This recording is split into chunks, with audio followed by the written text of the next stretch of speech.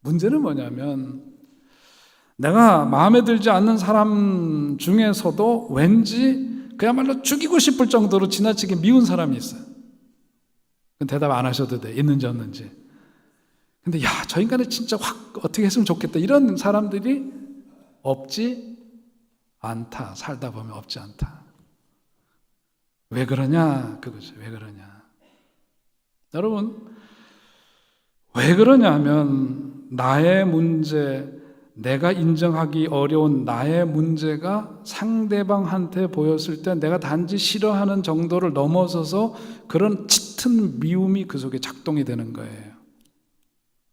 심리학에서는 이걸 뭐라 그러냐면 반동 형성이라고 얘기를 합니다. 그러니까 상대에 대해서 지나친 감정 뒤에는 반대 감정이 있는 거예요.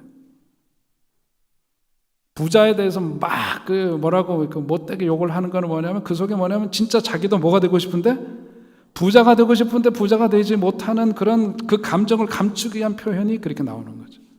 그러니까 성숙한 사람은 뭐냐? 내가 살다가 미운데 저 사람 별로 쉬운데 싫은데 싫은 걸 넘어서서 정말 저거는 어떻게 해봤으면 좋겠다 그리고 막 그런 감정이 끌어오르면은 그게 뭐냐면 그 사람의 문제가 누구의 문제다? 누구의 문제? 대답 좀 해주세요. 내 문제다. 이게 내 문제가 거기에 보이기 때문에 내가 이렇게 반응을 하는 거로구나. 그걸 알아야 돼요. 그것을 알고 그것을 자기를 성찰하는 사람, 어떤 사람? 성숙한 사람. 항상 남에게 문제를 두고서는 공격하려고 하는 사람, 어떤 사람? 미성숙한 사람. 젊은 사람과 나이 든 사람의 차이는 그런 거예요. 바로 그렇게 예수님은 말씀하시고 있는 겁니다. 우리의 내적인 상태가 정말 더욱더 성숙해지는 가운데서 예수님 바라시는 그러한 예수님 닮은 인격으로 변화되는 그런 은혜가 있으시기를 주 이름으로 축원드립니다. 자, 오늘 본문으로 다시 돌아가서 보면 예수께서 너희 중에 죄 없는 자가 먼저 돌로 치라 하는 그 말씀 속에는 우리는 누구나 죄에서 자유로운 사람이 없다는 것을 보여주고 있는 거예요.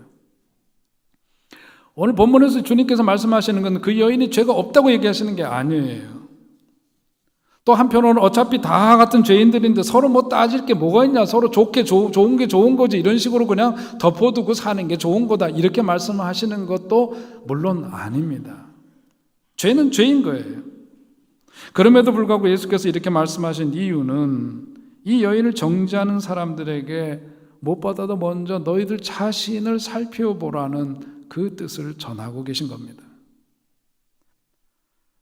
오늘 이어지는 말씀을 보면 9절에 보면 정말 감동적인 말씀이 나옵니다. 9절 10절 참 감동적이죠. 9절에 보면 오직 예수와 그 가운데 섰는 여자만 남았더라 그렇게 성경은 기록합니다. 결국은 우리 모두는 주님과 홀로 남는 순간에 서게 될 것이다 그것을 보여주는 말씀이죠. 가늠하다 현장에서 붙잡혀온 여인, 이제 세상 모든 것이 끝난 그런 상황입니다. 부끄러움과 두려움과 죄의식과 인생의 절망과 좌절과 이런 것으로 깊이 그야말로 이제는 막장 인생, 더 이상 희망할 수 없는 그런 상황 속에 모든 것을 포기해야만 했던 이 여인이 이제는 결국은 예수님과 단둘이 남게 되었다. 자기 자신의 죄 때문에, 자기의 불행한 인생 때문에 자기 자화상이 일그러질 대로 일그러져 있는 바로 그 여인의 마음을 깊이 헤아려 주시고 있는 그 모습을 우리가 여기서 보게 되는 거죠. 누구나 다 알고 있는 죄의 현실입니다. 하늘도 알고 땅도 알고 온 세상 사람들이 다 아는 죄인이에요. 그런 죄의 현실이 있지만은 다른 인간 누구도 너의 죄를 정죄할 수 없다는 것을 그 여인에게서 확인시켜 주시는 예수님, 얼마나 참 귀하고 얼마나 은혜가 됩니까? 입술의 고백을 통해서 그 여인으로 하여금 확신을 갖게 하는 거예요. 여자여 너를 고소하던 그들이 어디 있느냐? 너를 정죄할 자가 없느냐? 사랑하는 여러분, 우리들의 인생 가운데 남들의 입에서 나온 말 때문에, 남들이 우리를 욕하고 비난하고 정죄하는 것 때문에 그것이 깊은 상처가 되어서 가시가 되어서 오늘 살아가는 나에게 여전히 나를 괴롭히고 있는 일들이 없지 않을 거예요. 입술에 30초가 30년이 든다 그랬어요. 어렸을 때 들었던 그 30초도 안 되는 짧은 시간 동안 들었던 그 말 몇 마디가 내 인생의 가시가 되어서 오늘 세월이 그렇게 많이 흘러서도 여전히 나를 아프게 하는 그런 것들이 우리들 속에 있을 수 있는 거죠. 그러나 예수께서 말씀하시는 겁니다. 나도 너를 정죄하지 아니하노니 가서 다시는 죄를 범치 말라. 그 여인이 저지른 죄에 대해서 아니라고 부정하시는 것이 아니에요. 그래서 말씀하시는 겁니다.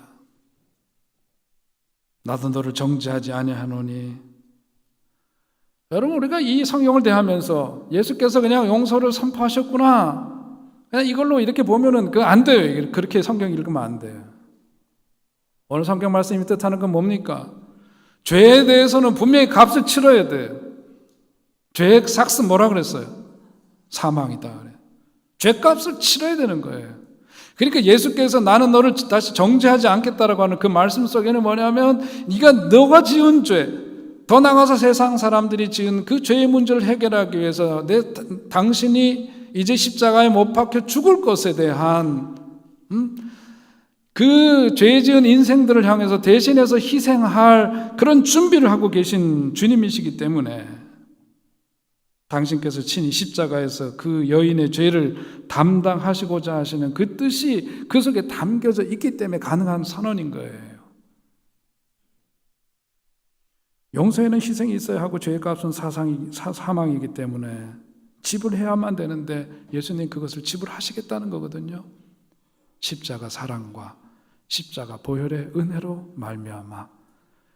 바로 그 은혜가 오늘 우리들에게도 있음을 기억하시기 바랍니다. 그러니까 하나님은 어떤 하나님? 우리를 긍휼히 여기시는 하나님. 우리들의 죄는 엄연히 죄이지만 죄를 잘했다 하시지는 물론 않으시지만 그럼에도 불구하고 우리의 죄를 주님께서는 대신하시고 우리를 긍휼히 여겨주시고 새로운 살 길을 열어주시는 하나님, 우리가 믿는 사랑의 하나님이신 것입니다. 우리는 모두 하나님의 사랑과 은혜로 죄 용서함을 받은 죄인들이에요. 우리는 죄인이에요. 너나 할 것 없이 예 없이 죄인들이에요. 그러나 세상 사람들과 다른 점이 있다면 우리는 누구냐? 용서받은 죄인이다. 용서받은 죄인이다. 오늘도 살아가면서 그 받은 은혜를 기억하고 용서하는 사람이 되어야 할 줄로 믿습니다. 아버지 용서하세요. 어머니를 용서하세요. 나한테 못되게 했던 그 인간들 서서히 용서할 수 있기를 바랍니다. 저도 자신이 없기 때문에 서서히라고 표현하는 거예요. 하나씩 풀어줘야 해요. 돌이켜야 해요. 우리가 받은 은혜가 너무 크기 때문에 그러해야 합니다. 우리는 이 불변의 진리 앞에 서서 우리 자신을 늘 비춰봐야 합니다. 말씀의 빛에 우리 자신을 비춰야 되고 자신의 참 모습이 그 말씀 가운데에서 어떤 것인지를 볼 수 있어야 해요. 자신의 부족함과 빗나감이 그 말씀 가운데 보이고 그것을 우리는 외면하지 말아야 하고 그것을 합리화하지 말아야 합니다. 정직하게 하나님 앞에 서서 오 주님, 저는 죄인입니다. 저에게 자비를 베풀어서서 저에게 자비를 베풀어 주옵소서 기도해야 해요. 우리 주님은 정죄하고 심판하는 분이 아니라 용서하시고 회복하시고 힘주시는 분이시기 때문입니다. 우리가 이런 은혜를 경험하고 나면 우리는 용서받은 죄인으로서 우리의 정체를 늘 기억하고 살아야 합니다. 그러므로 죄에 빠져서 다른 사람이 죄에 빠져 있을 때 주님처럼 우리도 그런 사람들을 향해서 사랑의 손길을 내밀어야 되는 거예요. 죄는 죄라고 말해줘야 되는 거예요. 죄를 죄로 폭로해야만 합니다. 그럴수록 더욱더 우리는 죄인들을 찾아가서 그들을 회복시키는 일에 힘써야 되는 거예요. 오늘 본문에 나오는 율법학자와 바리새인들의 잘못된 모습을 반복지 않으려면 더욱더 우리는 그러해야 합니다. 오늘 우리는 어떤 모습으로 주님 앞에 서 있는지 우리 자신에게 물어봐야 할 줄 압니다. 우리의 죄가 어떠한지 다른 사람들은 다 알고 있는 그런 죄일 수도 있고 아니면 본인 혼자만 알고 있는 어떤 무거운 죄일 수도 있지만 그 어떤 경우라도 하나님이 저와 여러분을 자녀로 삼아주셨다는 그 사실만큼은 잊지 말아야 할 것입니다. 동해에서 서로 동이 서에서 먼 것 같이 하나님은 우리의 죄를 멀리 옮겨 놓으신다 그랬어요. 우리가 믿는 하나님은 그런 하나님이십니다. 과거에 어떤 모습으로 우리가 살았던 주님 주시는 그 은혜 속에 우리 자신을 다시금 회복하고 더 나아가서 죄 가운데 허덕이는 불쌍한 영혼들을 향해서 그들이 구원의 은혜를 힘입을 수 있도록 손 내밀어 주님께로 인도하는 여러분 되실 수 있기를 바라고, 주님의 그런 용서하시는 은총 속에 오늘도 더욱더 감사함으로 살아가는 저 여러분 되실 수 있기를 주의 이름으로 축원드립니다.